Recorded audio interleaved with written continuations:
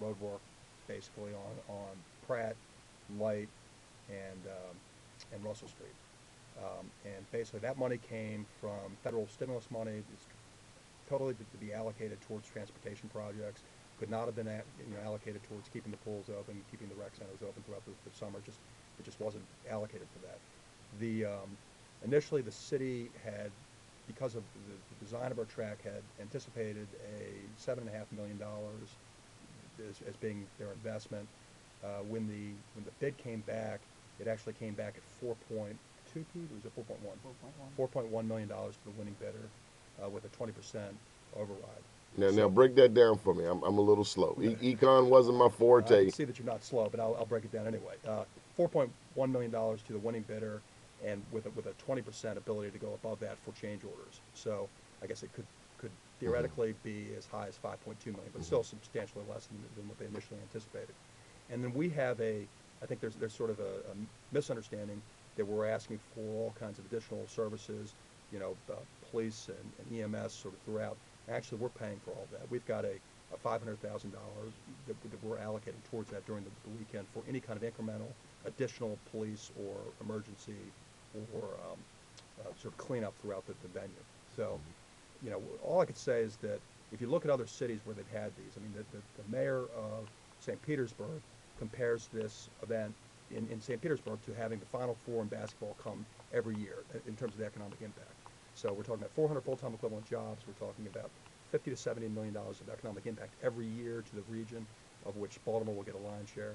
And I just think it's going to be a great event in terms of the branding for the city. Can you understand the hesitation of people like Coach who, I'll give you a classic example, the Maryland State Lottery.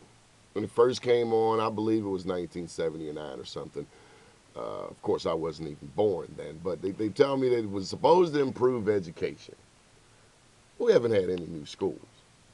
We've got a new prison across town. Sure. And another one coming, one for the kids, one for the women.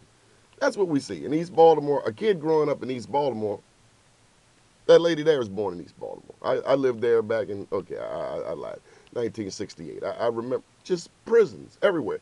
Diagnostics over there, Maryland State Penitentiary, City Jail, Central Booking, the Fish Bowl, that's the halfway house. Just jails everywhere, and that's what children see. They don't see Grand Prix cars. They don't see Ravens. They don't see too many Orioles. And we could probably do a whole campaign for the Orioles because they've just lost their connection. What can the Grand Prix do to help? I mean, that's the backdrop. How can really the Grand Prix help augment not just what the outsiders see, but what people on the inside see? I mean, it's a lot of frustration. It's a great question. I definitely understand that we have sort of an uphill climb with respect to the image within certain communities in the city. I will say, though, that as people continue to see us hire minority firms in terms of sort of business opportunities that we're providing with respect to RFPs, as they see us reach out to schools during the year to educate kids, because frankly we want those kids to be fans. We want them to come and enjoy it. And I've been talking. Hard to be a fan in a penitentiary. Well, what I can't speak to is sort of what happens to the money when the money is generated. What the city government chooses to go, or the state government chooses to do with the funds that are raised. But I will say we're going to raise a lot of money.